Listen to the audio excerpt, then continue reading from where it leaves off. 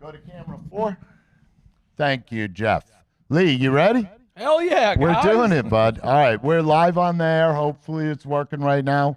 My name's David Kelly. I'm here with John Gillen, and we were fortunate enough to have as our first guest here in the Storm Dorm, which is a podcast we're going to try and have bi-weekly at first and maybe weekly over time, maybe more.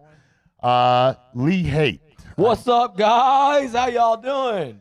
So pumped to be here, man. Lee, can I ask you something? Yeah, go ahead. Is there a possibility that you could put your phone down? Well, let me get it all shared into the group so that I can get all the viewers up, dog. We gotta get these. It's that barrier. I gotta get a little them. barrier. I gotta get them viewers It's the nerves, up. Dave. It's the nerves. Here we go. Let's go, guys. I mean, we're hard, man. We're hard. Oh, this guy right here, Dave, has been a key center point for our business. And what y'all don't know is sometimes we struggle. I'll tell you that I was just one of these roofing salesmen that didn't know nothing about putting on a roof. My dad, he made fun of me my whole career about not being the real deal. Dave, I want to tell you, you've really helped me become more of the real deal over my career. Dude, here we are live. We've got a massive amount of storms out there. What do you think about the year? There's been changes in the laws in Florida. We're going to be talking about all these different things, guys. So, Dave. Well, I mean, I could tell you right story. now that the important thing is that you're the guest here, and this is going to be about your story, bud. Okay. The thing I want to tell you about this year has been amazing. Since I guess like 2014, since Matthew, I feel like I left Pennsylvania with a suitcase, and I haven't needed anything else except that suitcase, except to add some to get big piles of money that we've been collecting, and I've done that with you, and that's a great journey. Lee, you were asking, I wanted to start right away because people are here hopefully to see you. A lot of times you have your own podcast. You say your own story. A lot of people have heard your story. I want to ask that same question, but in a little bit different way, okay? Your father, for those who don't know the story, back in 1993, his father, his uncle, they were in the roofing business. Imagine if, right now, I want you to give an imagine if you did not do this, who would Lee Haight be? Man, that's a good question. A lawyer, a public adjuster? Definitely. I don't know, man. I like to win fights. Maybe I would have, I don't know what I would do, but I will tell you one thing. I sure do love the roofing business, man. It's the only thing. I fell in love with it at an early age. And I still love it as much as I loved it the day I got into the business. So when did you start, actually? Tell me. Well, I probably started my dad was a used car salesman at first, and I would go to the car lot with him. I always thought my dad was a cool car salesman. He got into the roofing business, though, after he was really down in the dumps. And my family had broken apart. A lot of people don't know my history, but, my dad actually put my whole family back together and picked himself off the mat.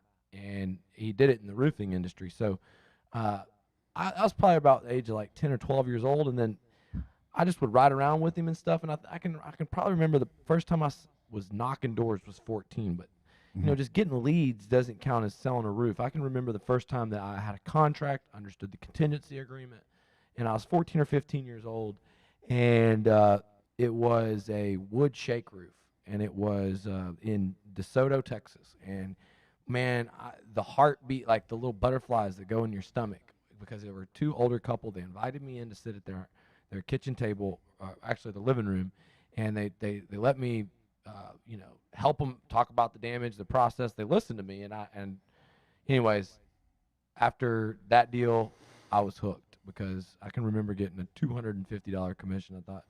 So was that in the summer? You were not in school at that time? Yeah, I mean, I think that was a spring hailstorm, and I went on the weekend to work, and we came back with, my dad, and they helped me close the deal.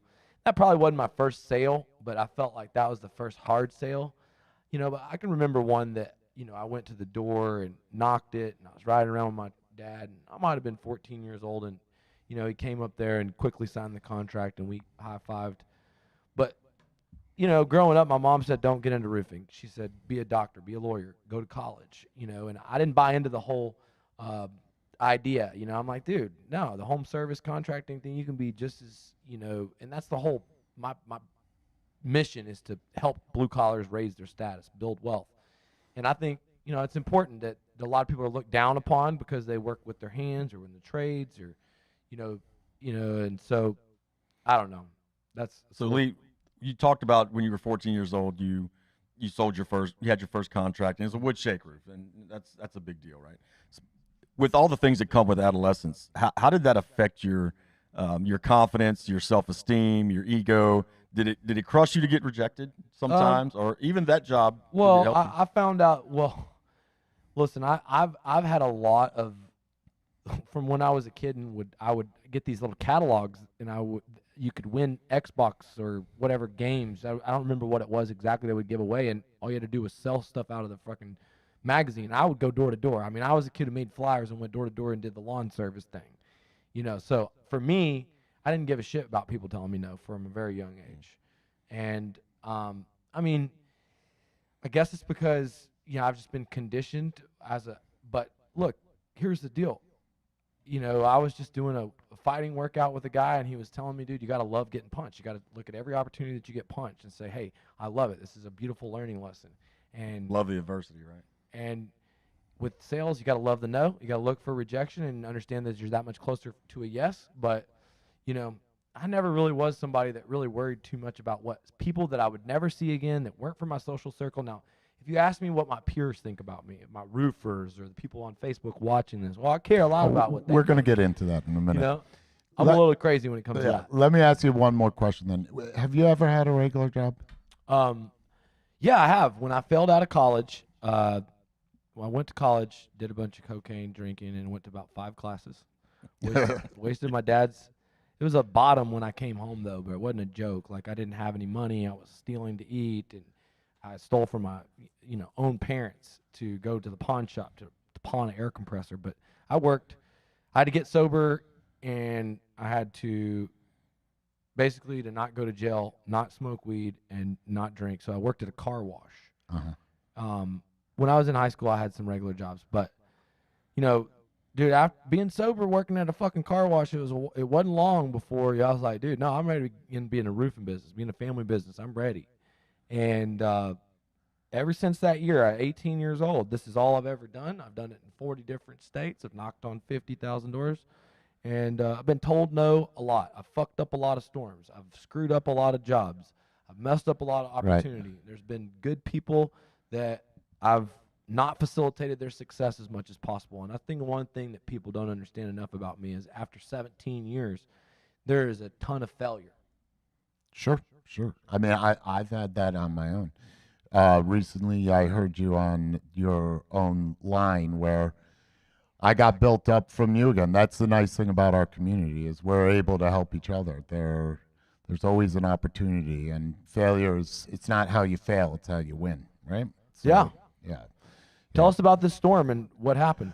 Well, here in Lake Charles, there was, I'm sure a lot of people know about it. It wasn't really on the national news, though. Not really, no.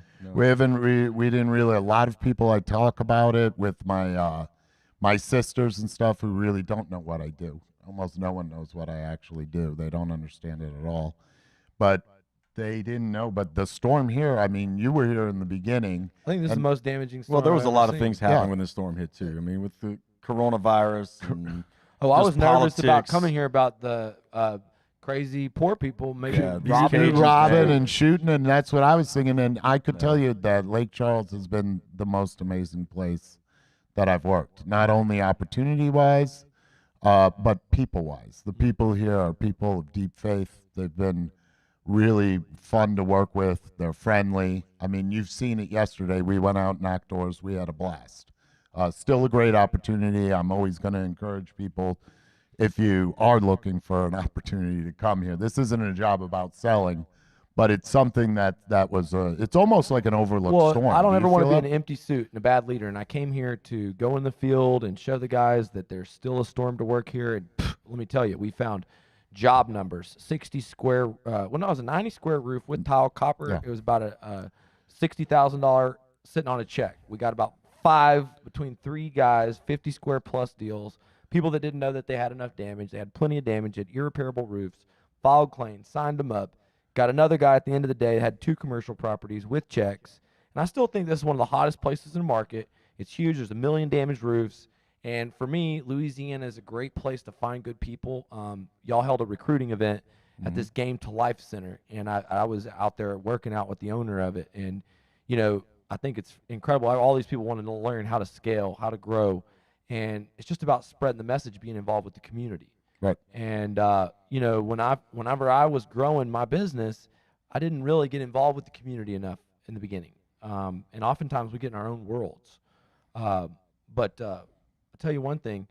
This community here, when we first got here, the story of doing a big church, we got this one church that helped us get a ton of jobs. And they were giving out so many free meals and free water. And it was a just incredible display of non-racism, people helping people, a country It was spiritual. that was You know not what I mean? divided. It was like a amazing. spiritual awakening for me to realize that America didn't need to be great again, that we are already great. The real America is not what you're seeing on the news. Right. And I think one thing needs to be 100% clear is that you know, people that look for a business or a market, look, you can work wherever you're at. And what we see is a lot of people came and go from here, but they just leave so much behind as far as. Well, it's always the first man in and the last man standing. That's a basic lesson in the storm business. You know, it's one of those things. You got to build. You got to cement your feet. You got to get your book going, and you got to maintain it. You're a risk taker. Do you get high on this risk? I mean, that's one of the reasons I work for you. I do could like work it. for a lot of honestly, people. I do like it. I enjoy the risk. It makes me feel alive, and I realize, like, you know, there's a lot of the people that have followed, you know, on social media, the XRP and the Ripple growth and getting in at 25%. But listen, you can't make millions of dollars when all you have is $5,000 to put into Bitcoin. The way you make a lot of money is you put $1 million into it. Right. And like Elon Musk did, put $1.5 billion into Bitcoin. You know, his whole company, like Tesla stock reserves, put all into Bitcoin, $1.5 billion. Because he knows that in 5 years that money is just going to be so. And so anyways, my point is, I like investing into people. I want my mission in life is to have the best growth system and to literally hands down undisputed have facilitated the most people's success in storm restoration history. That means I'm going to be the best in the world at just getting people into the business, but also if that means helping my fellow contractors who maybe view me as competitors. Look, for me, you make me a better human, and if I can share my secrets, one thing about it, I was talking with John, is I really want everybody to inspire each other, and I want a brotherhood in which, you know, everyone motivates each other, and so I share my secrets to see who takes them, because I'm completely transparent. John asked me, "Do you think you share too much?" And you know, the real thing is that people don't execute it. They don't take the time. They don't understand that this is not just my system and my uncle and my dad's, but, you know, all the different roofing contractors I've worked with, the $3 million that we've spent on advertising, recruiting, and setting the business systems up. And, you know, look, it's not perfect. You know, we risked big time creating a software. We risked big time always, you know, spending money at these live events, having these live events. We just recently dropped $500,000 on a personal development conference, and for the RCA, dude, for the hotel rooms and for the people, I mean, people covered their own cost. It came out of their check. But I've heard so many stories. We were sitting at Lindsay. She was talking about doing 75 hard. I've talked, you know, John, you had, what do you think about being more of a personal development company as opposed to a roofing company, and how RCA is different than what you thought in that regard? Well, I can't speak for other roofing companies, but I can speak for some very large commercial contractors that I've worked for, and nobody's doing what you're doing. No one's doing what RCA is doing when it comes to personal growth. I mean, on all the manager calls, all the meetings, you're always talking about what book are you reading. Look, as a company, we're reading this book so we can all get better, and it's a big deal. You know, the personal development, I think, is very overlooked thing. It's a value to the company. I know that. Well, you can get high on this business, and sometimes that makes you not want to develop personally because you get business highs. And so, you know. Well, like I told all the guys yesterday, you can come in here and you can make all this money, right? But if you're not growing with the money, then you're just going to crash and burn. You're going to burn it up. when did you start with this physical shit? I got to tell you. It's impressive, right? Yeah, you've been. I rolled with this guy, It's dude. a big. He's strong, man. I mean, I know in the day when we used to sit on a back porch and drink cases of beer. When did this all stop? Okay, so tell us like the me moment. and Dave used to drink 8 to 10 beers a night. All right, we'd stay up, and sometimes both of us between two and of us would usually kill a after case. midnight too. Yeah, about 1 o'clock in Don't the be morning, lying. we'd have Yeah. we'd be drinking 12, 14 beers. Yeah. Okay. So I can lay down the Miller Lite, I can lay down the White Claw, and I like to party, okay? That's the bottom line. And sometimes that's held me back, and I've definitely lost the whole payroll at the bar.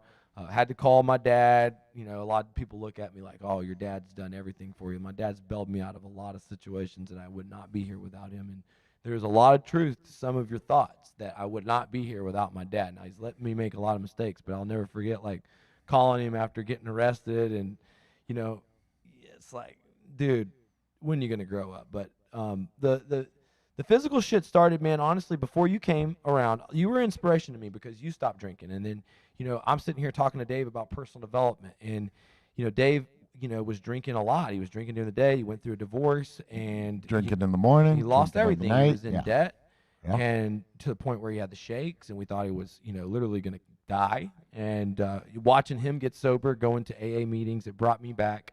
Your And dad bringing me. And Really. my dad did. He stepped up. He took Dave to the AA meetings. But the reality is that I was like, dude, I'm an empty suit, because at that time, we didn't have everything in place. We didn't have the central office processing center. We were building jobs faster than we could collect them. Sometimes we were.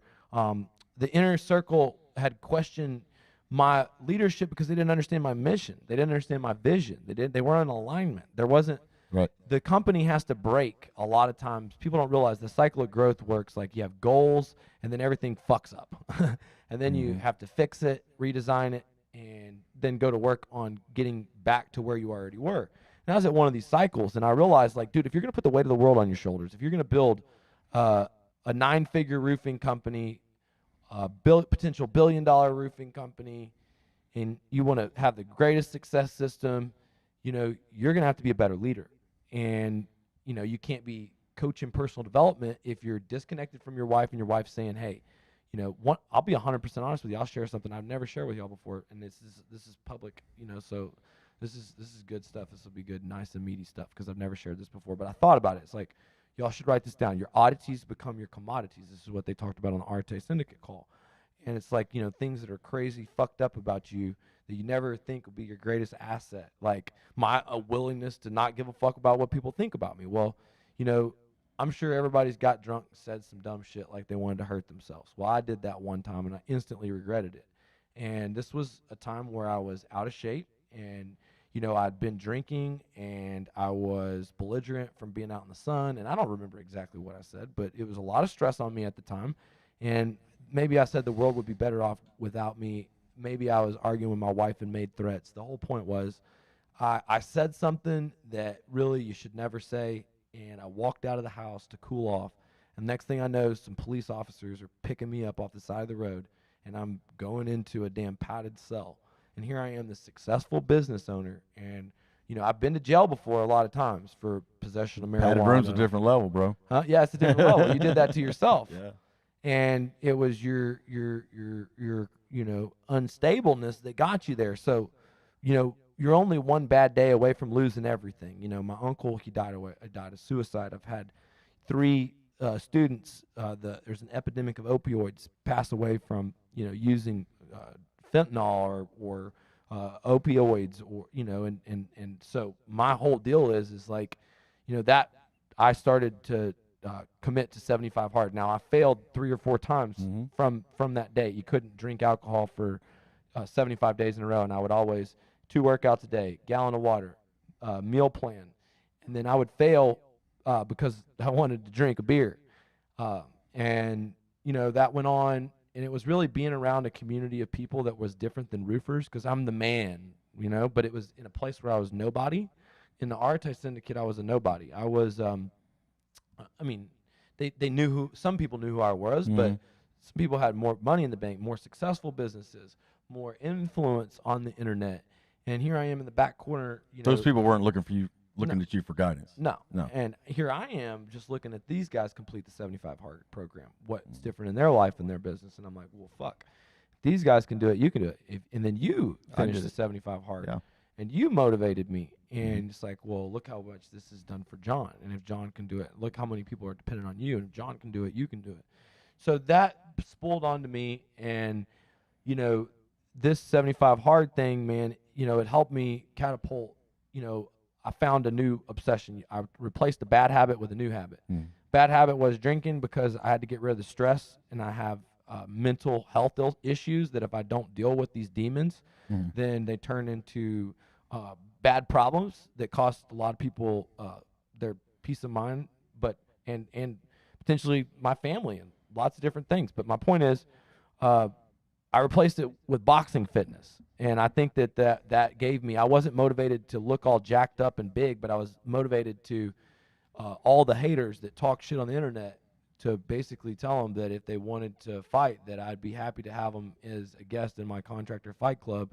And this is a self-promoting thing where if you don't like me, then we can fight. No, I'm just kidding. But you do I know inspire me. he's not kidding. You do. He's not kidding. I'll pay for the flight. Yeah, I know that's Just true. whoever it is. I know right? that's true. You do inspire me, though, and that's the thing. To be the best version of yourself in a contracting world, you have to realize there's going to be a lot of fucking fights. There's going to be fucking contractors that don't want to pay. There's going to be salespeople that let you down. There's going to be people that rip you off. There's going to be a lot of fights, and what you have to do is you have to learn how to have fun. You have to learn how to enjoy losing in negotiation. So how do you deal with the haters? Because you, Well, I mean, Yeah, you do have a lot of love people. the haters? That was going to be Well, I my love 'em. question. I love A lot 'em. of I people wanna love fight you, 'em. man, but a lot of people love to hate you I too. know, guys. If you're on this thing, share some streams and tag somebody. If you know they hate me, and then you'd love to see me fight them, tag them on the stream. If you want me to give you ideas, I can come start naming some people. Right. But what do I do? What do I like about the haters? I mean, I like how much, you know, it makes me laugh. I remember this one guy. He's a big dude on social media. He's one of these roofers. He's a big jacked up guy, and you know, he basically, when I first started, would send me messages. He would get on a group text message with like 4 different roofers, and he'd be like, "You're a fucking faggot. You look like Bert and Ernie, you bald, dumb piece of shit. You were snorting cocaine at your uncle's funeral," which I wasn't. I might have been smoking weed, but I wasn't snorting cocaine. He was just putting this shit on just the most disgusting shit. And I actually looked up to some of these guys, older guys' opinion. And anyways, my whole point was, you know, I'll never forget, you know, these guys calling me a fraud, you know, and at that point they're doing more business than me. And, you know, it's funny, this guy now is trying to be an internet consultant. He's trying to build a social media following. He's trying to be relevant and create content, but he's too far behind. And, you know, my point is like, what about everyone that hates?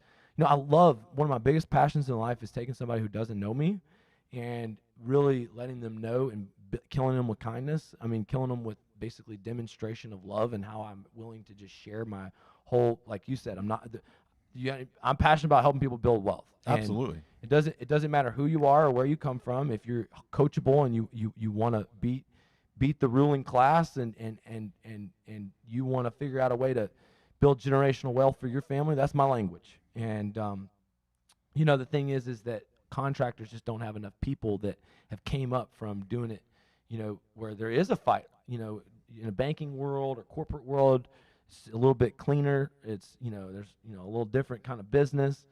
Maybe the white collar is a little different, but, you know, in this contracting world, you know, I've dealt with a lot of different kinds of haters, from my own employees to people. And I will tell you, the best way to deal with it is to have so many business opportunities, so many things going on, that anybody that doesn't align with your mission because they're not down, because they're not aligned with your core values, that you can't let it starve your tank. And that it's not that you don't care about people, it's you do care about people.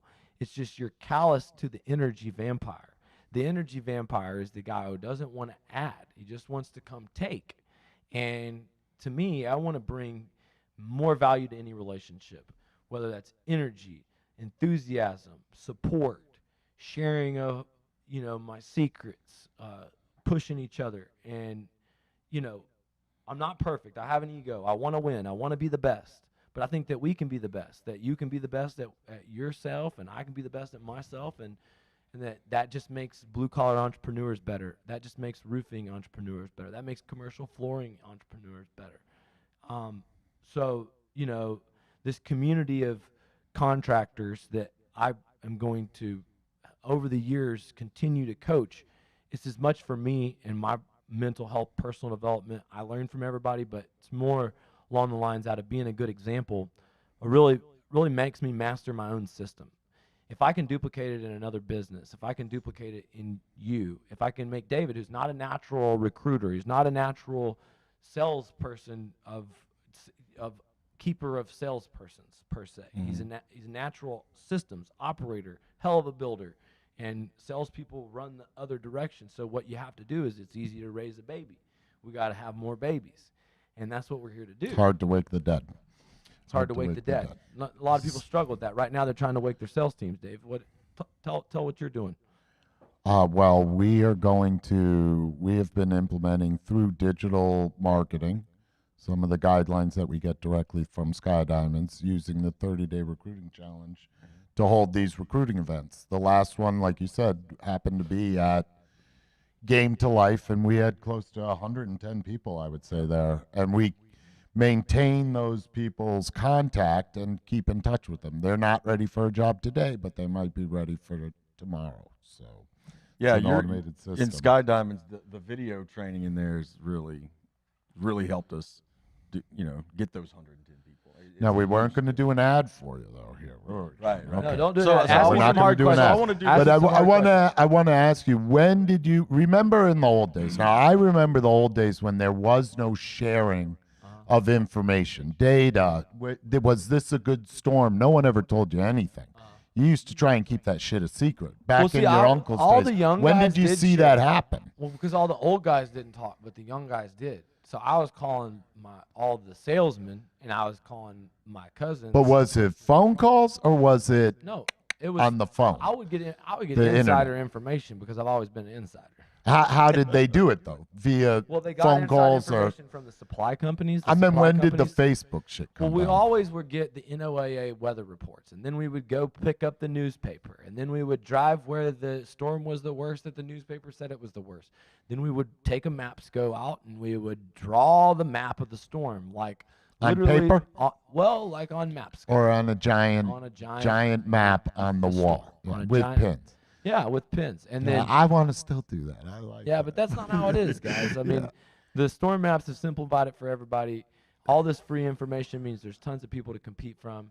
And dude, guess what? It means that if you don't start applying this information and you don't start executing it, then, dude, since everyone has the information at their hands, they're gonna beat the shit out of you with it. And that means, So, John, read that first. This So is we from a were- book from when was that written? 2006. What's This it is called? I don't remember. Neil Middleton. He's one of my dad's. first- Re-roof, He worked re-roof with my and dad's business. company. Read Business what of he says re-roofing. about your uncle, and I want to ask It's you about your something. uncle, and so it Read starts that out. first paragraph. Marty Haight is the owner and CEO of one of the most successful residential roofing companies in the country.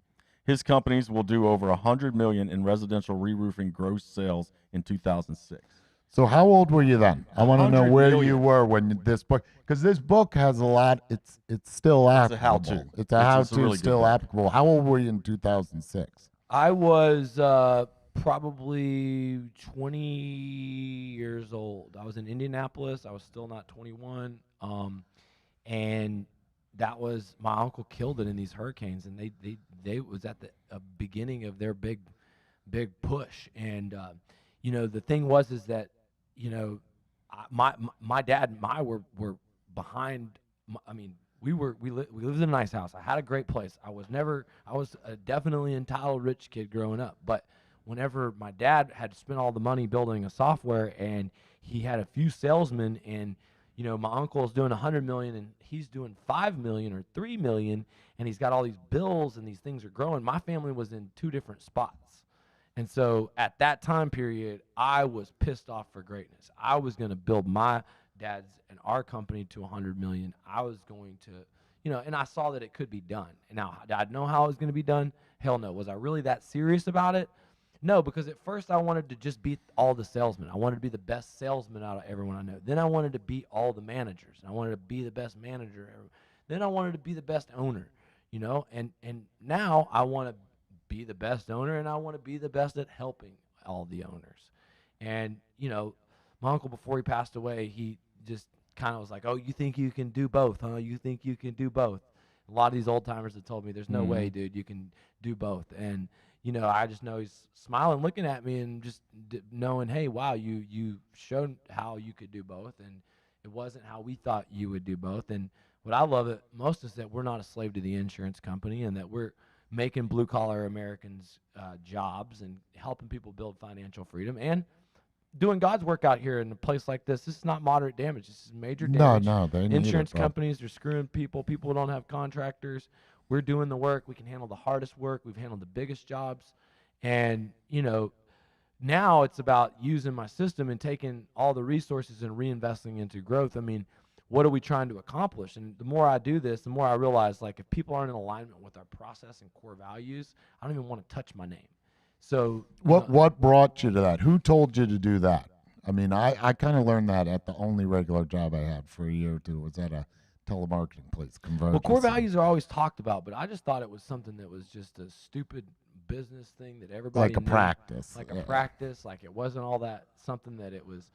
And Andy being he got my attention with his following and his voice and his Andy Frisell. command, and with this being the culture. And then my man Judge Graham, this guy who exited his business and for 9 figures, and I went to him and spent some time with him, and I spent $20,000. I told him, hey, me and my dad are fighting. We got to build out a new operations agreement. I got to build out a plan. He's got to trust me to run this company completely. I don't want to buy my dad out, but I want to figure out a way that I can execute the plan that I have here and show him the plan, and I need you to mediate it. And basically he stripped us down, and we built out a 1-page plan of attack between that meeting and another meeting. It was a very tough meeting because there was of course, when you're pursuing the truth, a lot of people are afraid to have a hard conversation with family. It's even worse. There's that added element. And so we got through it, and the bottom line is that our core values of being fearless, I mean, that's something that I think is really important. You can't be afraid of rejection. You can't be afraid of taking risks. You can't be afraid of putting yourself on social media. We've had upwards of 30 concurrent live viewers on this stream. Hey, guys, thanks for viewing, guys. Give us some hearts. David's got some free RRCA swag for everybody that comments below. Cheers. Comment below. We're going to send you something free right here from David's Storm Dorm. We've got some cool RRCA swag. You know what they call that? Some the hats. hook. What do they call that? The hook. The hook.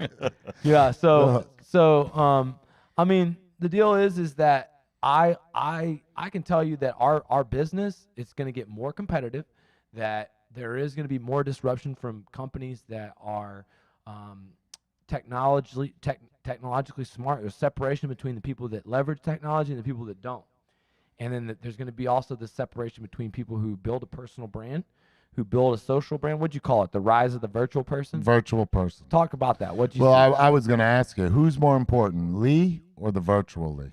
Well, Lee's more important than the virtual Lee because Lee Who do you spend is the most of your father time the on? house and the head of the company, and without those things, then the virtual Lee will die quickly because y'all will see me for who I really am. And without God and my family and my mission, I'm just a piece of shit. So, I mean, the reality is, everybody keeps me in line, Right. know. And so,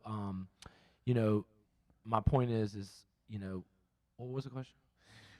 Virtual person.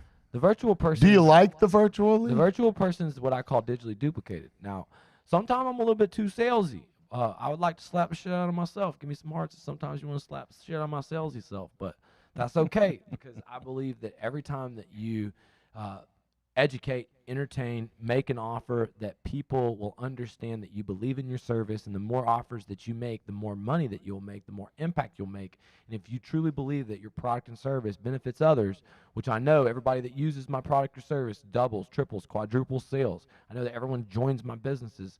They earn more than a doctor or a lawyer if they execute our system. I've seen it. I've been writing 6-figure checks to kids that are putting it into cryptocurrencies that are going to come multimillionaires off of the cash that we're paying That's them, right? amazing. And so, I know it and I believe it. And if you call it salesy, then eventually you start getting curious. It's like, there's a catch to this. There must be something behind it. And if every single time I can demonstrate that I can help you, I can hook your attention by really identifying the problem that you're currently having. And then after I solve it for you and tell a story about someone that I've helped with, then I make you an offer, then it breaks down your sensitivity to be advertised. But the virtual person is more important than the physical person now because I spend more time on it. And Right. my point is I spend more time on on creating the Facebook ads, on the Training. on the training the content. university. We have a lot of new content in the university, even courses where we closed $5 million projects, videotaped the whole thing. Right. And, that's very innovative. Nobody's doing it. No one can teach you that stuff. There's other commercial teachers, but they don't teach commercial insurance. Well, I think the difference is, and not to compare products, I just think the difference is there's people who have done it, and that's who you want to learn from the most. Look, you mentioned technology. I'm going to ask you. We were talking last night, me and John, about like what changes have I seen in the business, blah blah blah, over a long period of time, and I think it's technology. There's all this changes happening in Florida. Some laws you can't say this and that and whatever. These policies. Do you think technology has created this market, or is it protecting the consumer, or is it creating something? You know what I'm saying? Well, we live in a world of transparency. That's why we believe in transparent roofing solutions, because it's the only way to rise above. You have to deliver great service, and you have to be great at everything. And it's the great separator between the men and the boys. There can be no more chumps that are good at business. I love that because I love executing. I love being the guy who's the Nick Saban, executing at all the details, having a team. And I believe it's stupid that people that jump off sides and don't know how to have discipline. But you know what? I love beating the shit out of y'all 100-0, and I'll even tell you how to beat me, but I'll still beat the shit out of you and enjoy it. So I'm sorry. That's just a little bit of the motivational, but what was the question? It was about technology. Do you think someone can make it without technology, like your uncle did, the $100 million? Yeah, I don't think he had a computer. Their company has their In the old recruiting days. pushes fell apart. I mean, the way people don't want to get into the trades business, so you can't just put an ad on the internet and then just get high quality people to grow a business. Like Craigslist, like you Craigslist, used to. like you used to. And now they want to see your digital business card, your social media brand, and they want to see the lives that you've changed, the life that you live, and they want to know how many people follow you, and they want to know all these things, and they want all of your content to help them buy into the big mission. Millennials, people want to work with a mission-based company.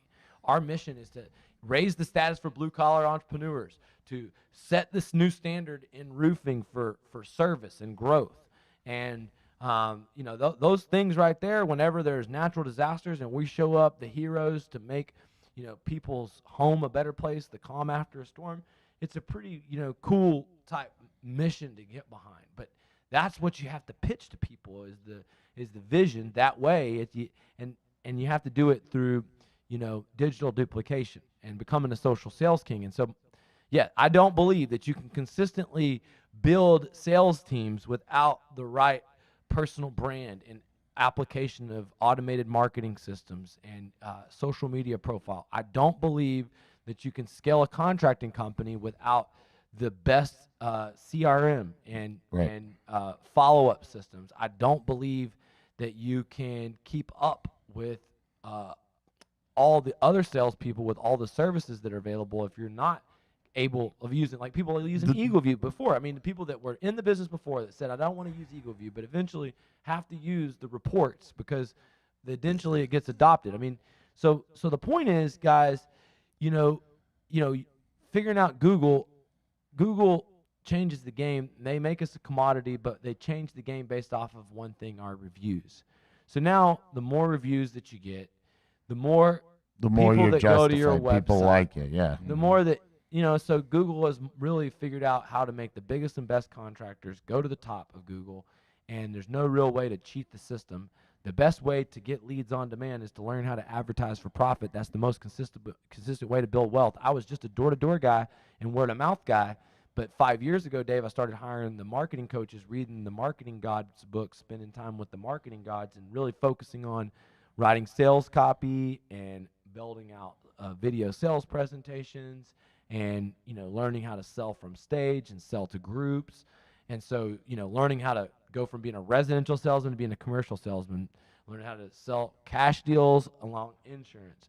But all these other things, they just gave me different perspective.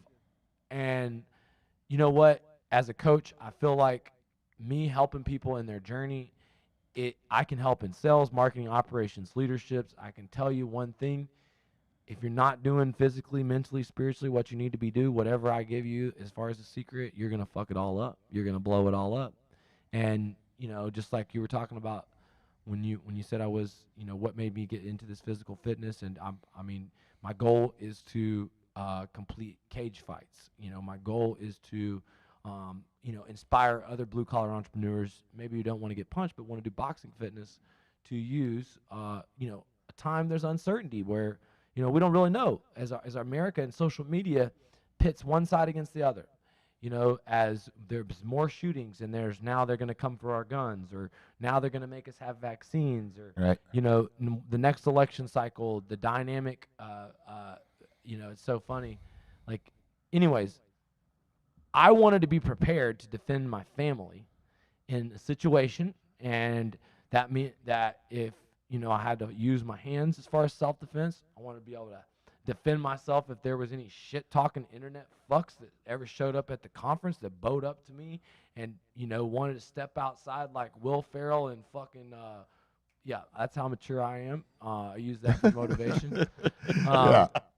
So, Well, it's in the zombie apocalypse. It's cardio. but zombie bro. apocalypse, You have to dude, go you with might, cardio. you might have to be able to tap into this carnal side of you that this society has made you a snowflake, soft bitch. And to be honest with you, my dad grew up a little harder than me. Had some, crazier stories growing up. I've been in a few scuffles and fights, and my son's coming up and he's doing, jujitsu and Muay Thai, and I wanted to be a good example. I wanted to, show him that, for one, we're not pussies. We don't back away from fights. We stand up and know how to defend ourselves. And, there's no, not to be degrading to anybody, but there's, a lot of different, people out there in society that just don't have a backbone.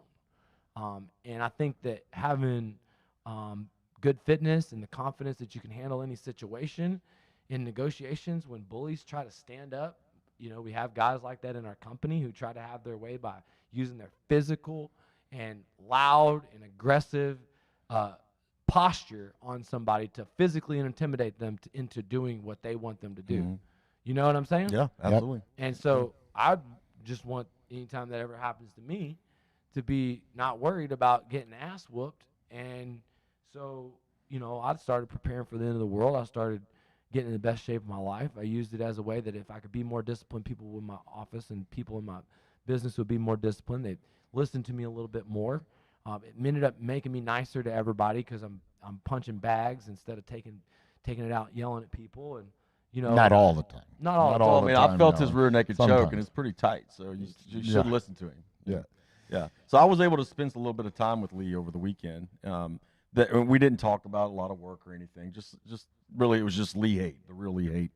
And Lee, I want to ask you. We were having a conversation, and you mentioned energy, and you've talked about energy here a lot. And in that conversation, you talked about bad energy and how it affects you.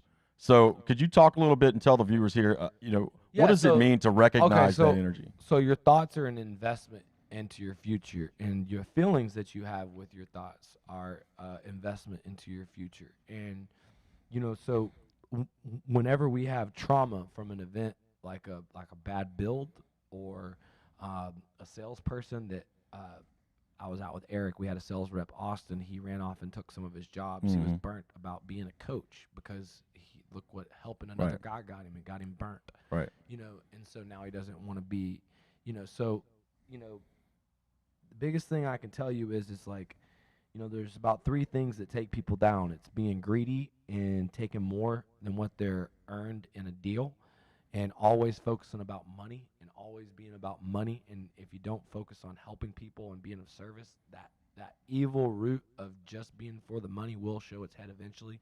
And Well, it if they're will- just for the money, they're going to try and take yours too. and so that's one way that is so, you can be motivated about more. But there's a lot of outside energies but there, right? but what I'm saying about greedy people is they start demonizing someone else. I always notice this when someone's trying to get over on somebody, they start lying to themselves about how it's okay to it by talking shit about the other person. That guy wronged me about this and this situation is not right, to justify what they're about to do. So, your thoughts and investment and things. And so what you got to do is, a lot of times men being on the road, investing their time into things. Oh, that's a hot ass woman. Well, that's okay, but you can look, but you can't touch. You can look, but if you go down to the watering hole to sit behind the bushes to play with yourself while you look, you might end up playing around with somebody at the watering hole. And so my point is, it's like, I don't fuck around with that stuff, because I know that, for one, my wife is the best thing that ever happened to me. And I know that a lot of people love their wife, but, like, they want to, and here's my thing. My thing is that the big picture, if I was to focus on something that disrupted it, then to me that would be a hole in the ship that would suck life out of me, and it would come out in guilty resentment. It would come out in anxiety. It would come out in fear. It would come out in me not being able to tap into my ability to vibrate. And so I protect that piece. And I realized that the drinking was stealing a lot of that. I didn't realize how much 3 or 4 or 5 beers would steal of that. And the other part is you just have to realize that, if drinking or drugs is an issue with you, don't worry, it's an issue with me too. I don't do drugs, but if things grow in the ground, I might smoke them. Right. So, I mean, smoking weed at night, to me, I'm in a place where weed's medicinal. I don't think that's a bad thing. But, not being able to perform your tasks and, taking pills, and, I'm one of these believers that these drug companies are pushing all these drugs on people, whether it's Adderall, Xanax, or even worse, if you stump your toe and they're giving you fucking opiates. So salesman wise, I've seen completely ruined guys. I've seen alcohol ruin guys. Do you feel? I don't. I know we don't have a guys. problem. We've Yeah. seen. I mean, our friend. Terrible. Just MDMA, totally lost. I've seen mushrooms screw fucking people. Do you up. see it a lot in the business? Because I don't hear. I know we have nobody here in Lake Charles. We have a good location. I mean, Is it in ours? We had a kid that Tell earned me. $270,000, lost his mind. Had his Oh yeah, that's right. His brain. His family had schizophrenia, and then he took a lot of mushrooms, and then he went into La La Land and never came back. And I hope my thoughts and prayers with his recovery, and I hope he's moving. He sent me a text message. He was doing some good things. Great. I mean, you think about it, like, yeah, there's a ton of people. Yeah, that's our second one, bro. Who had that? You remember the other guy from Omaha? Yeah. We had another friend, a young kid. He was a Mormon kid, and he, first time that he tried drugs, he went on a run that he never stopped running from rave to rave. It's the ecstasy, the MDMA, and the trance, electronic, whatever music. Well, this kid went from being a door-to-door stud. Now, he popped Adderall like a fucking fiend. Not in the early days, though. Not that in the was early the days? start, yeah. Oh, okay, that was the start of it. Do you, when you look at our guys now, do you think success is going to ruin any of them? Let me first I ask you. guarantee success is going to ruin. Everyone stocks up, stocks down. Success ruins me from time to time on a daily basis. Celebrate too long of your accomplishments. I mean, success fucks me up. I mean, to be honest with you. You feel like there's a sweet spot for a company, I feel. Individual owner, $1 to $2 million. We got Jeff here helping us, banks that way. Then where's that spot where you're messing up? Let me tell you, here's what no one tells you. When you get in the spot where I'm at, there's no fucking better spot to have 17 years of hard work, to have everybody that's operating, that you have a community of people. Everybody's able to. I was looking at the payroll of what we are paying this week out to people. I mean, it's $117,000 in management and salaries, and $67,000 in draw, and this seems like huge amounts of money. But how many different families are eating off of that? And to know that we collected $2.1 million in cash and made, now we have $12 million in receivables. So this is the whole thing. You're like, well, how do you do? You owe $2.7 million to ABC. You have $800,000 here. You owe $4 million here. You got $800,000 payrolls. You got $12 million in money owed to you. You're almost 70% of your entire net worth is your accounts receivables, and that's where I can say, hey, You know, it's worth it, guys. Whenever you reinvest into your business and you use the money to love the people, what happens is you start getting great people, you put them into different positions, you continue to evolve your organization chart, your business evolves, the hive mind of your company gets smarter, the group conscious gets smarter. If you do it the right way and you are coachable and you use the systems that are all laid out in some of the greatest books of all, you know, some great business books that inspired me, Good to Great, the hedgehog concept, and really that book really, you know, changed my life. Was one of the first operations books, but recently Traction, and another book before that, the Rockefeller Habits. Principles. The Rockefeller Habits. Okay, so these are all books that are about how I lead in systems. But my dad had a system. He had a software, and his system was built on some key tenets, you know, about, you know, making sure that you did a pre-cap, that you... If you can bill it, you can build it. You can build it. If you can actually build the material and labor and make a profit and track the variance, you can build it. And I've been taught, you know, business through a software, and my dad built some of his systems through my head through that. So people look at me as a leads guy. They look at me as a sales guy, as a teacher of how to be a social sales king. But they don't realize that even though I'm ADD, I'm not the best manager of people. I am unorganized to some extent, and I have these mental issues that I have enough people.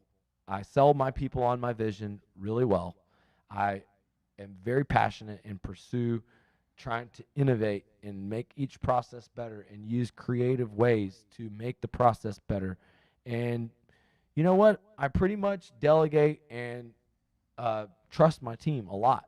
And I will say, like, everyone should want to fight for being in my spot, because I guarantee you, the guy that has the other conference and the other university, don't you think he wish he had $100 million business? And, you know, guys, I mean, I'm not saying this. I've worked hard for this, and this was a goal. And, you know, it took a lot of time, and it's not going to be for everybody, because I've had to be all in a lot of times. I've had to face a lot of scrutiny and take a lot of risk. And it may be to other people, it could seem like a little bit of money, because you could sell commercial jobs, keep your overhead low.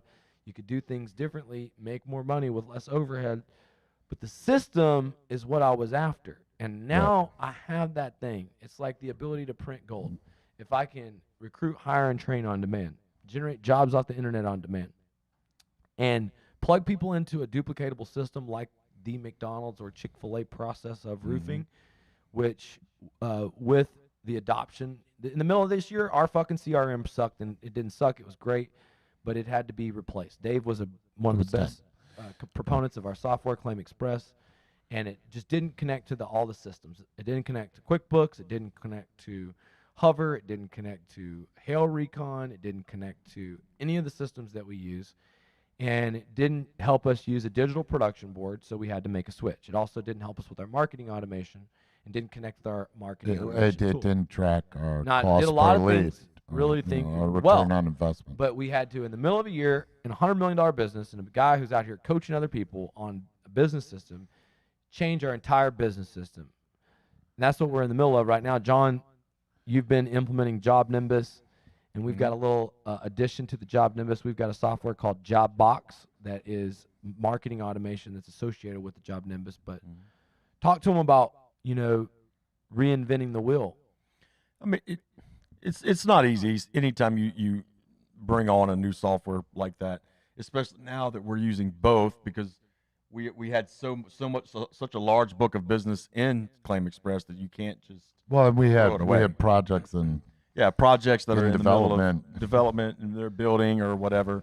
So, but it's good. I like Job Nimbus. It's got a lot of good things about it, and I'm a proponent of Claim Express as well too. It's a simple thing to use. The sales guys really catch on to it pretty quick, but Job Nimbus really does incorporate a lot of good things. You know, QuickBooks is a big deal.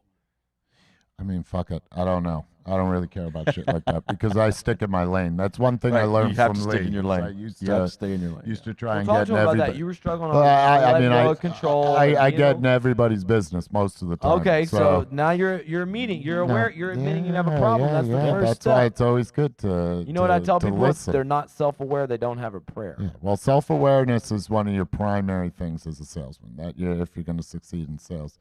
Let me ask you. We're going to give it like this one last question. What's next for you, buddy? After this roofing thing, or is there an after this roofing thing? No, I'll never. I know for me, I'm a lifer. It's Okay, over. I'm a lifer. Okay, so if you want to know what's next for Lee, Yeah. I'm gonna give you the 10-year plan. And you know, my intention for this plan is, if you're watching this, that your future, your blue collar American dream, can fit right inside of it. Okay, because we want to build a multi-billion-dollar, forget about $1 billion, multi-billion-dollar, family of companies that help hundreds, if not thousands, of blue collar entrepreneurs build real generational wealth. And how are we going to do it?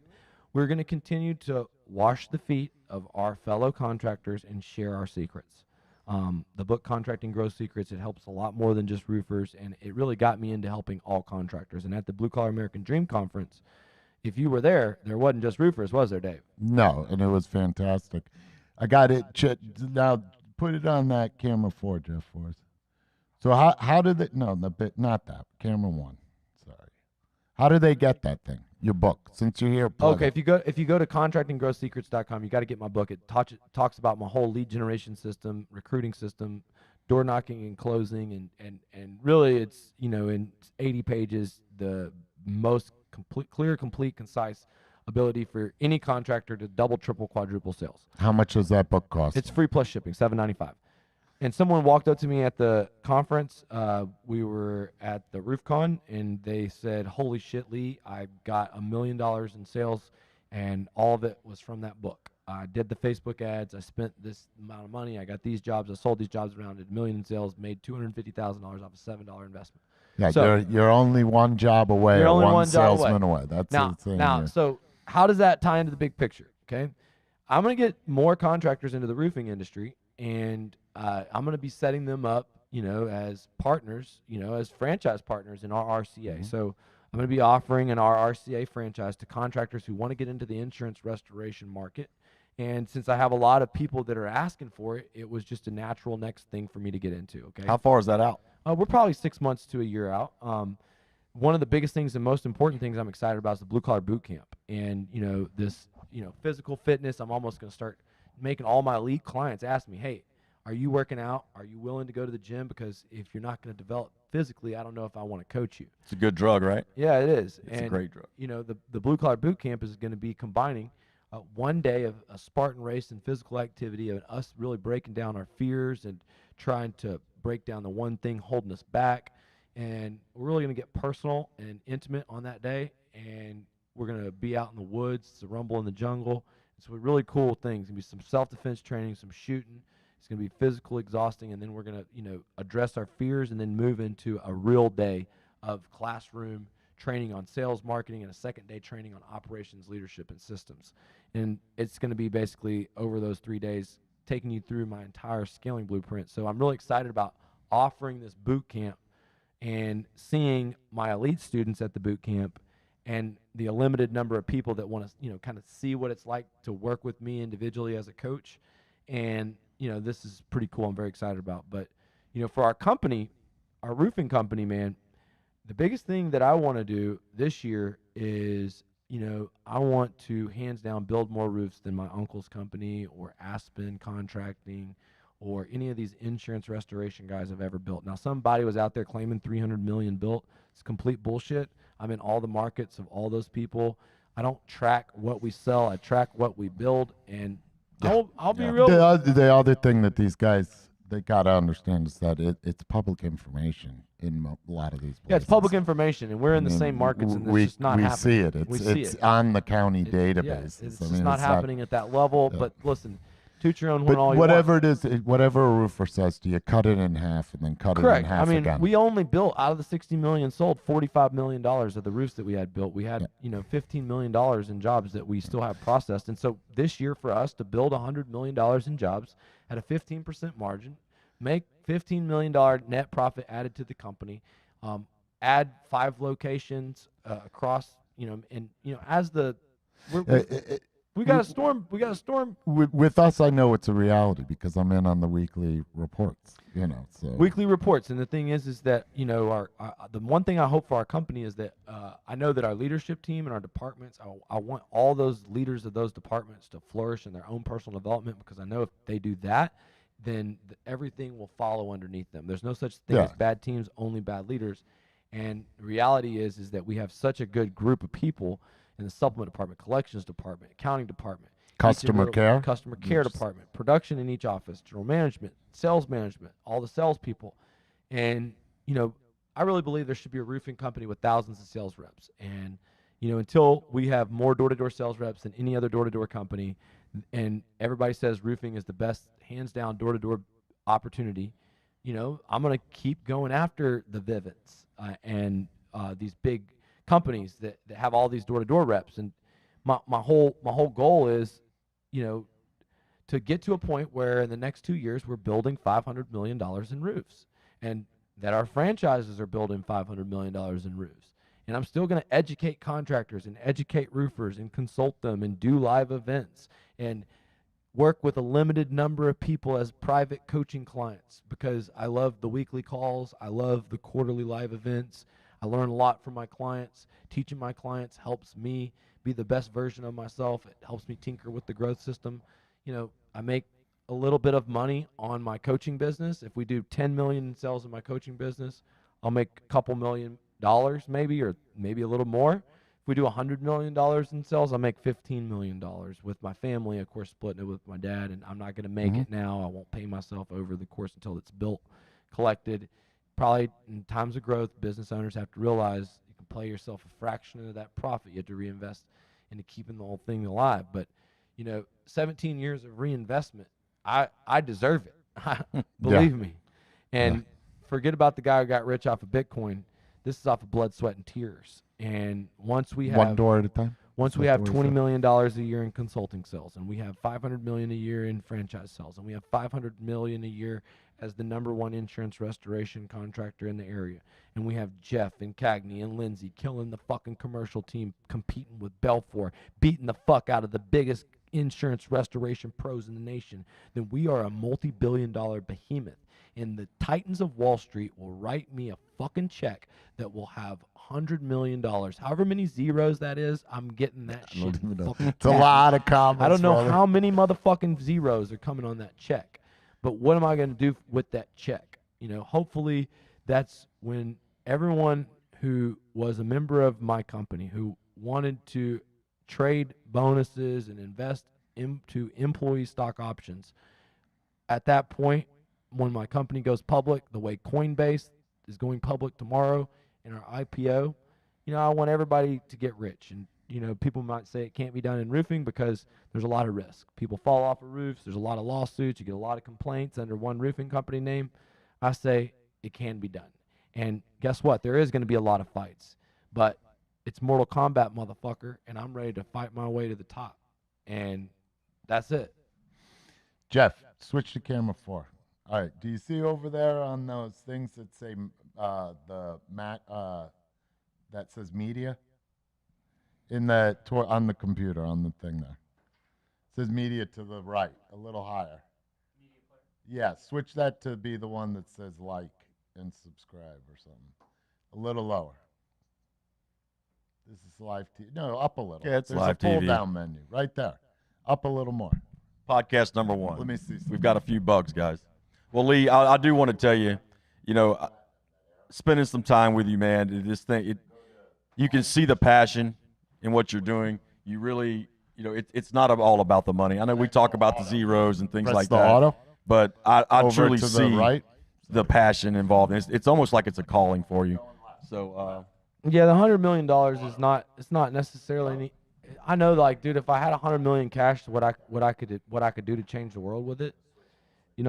I mean, not with $100 million, you can't do a lot. You can change a lot of lives, but if you get that kind of money and capital by the age of 40 years old, yeah, and you're Lee, able look to at that. multiply it, then you can really do a lot of shit. And so I see what Ed Milet, what Grant have done, and I feel like I've got an earlier start. I feel like I'm loyal to one niche. I feel like I got the sky's the limit, and until there's stadiums filled up, until there's, me on Undercover Boss, me Undercover Billionaire, Yeah. me figuring out how to, be on the same level as a Tony Robbins or a Grant Cardone or a Ed Milet, and then getting people into the home service industry, roofing and insurance restoration industry.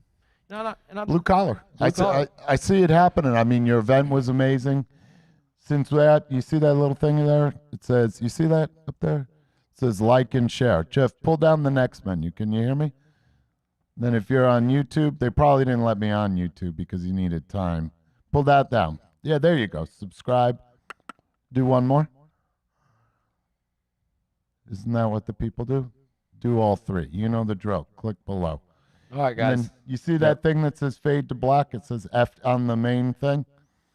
Right here. All right. So yeah. So this is. Is that a wrap?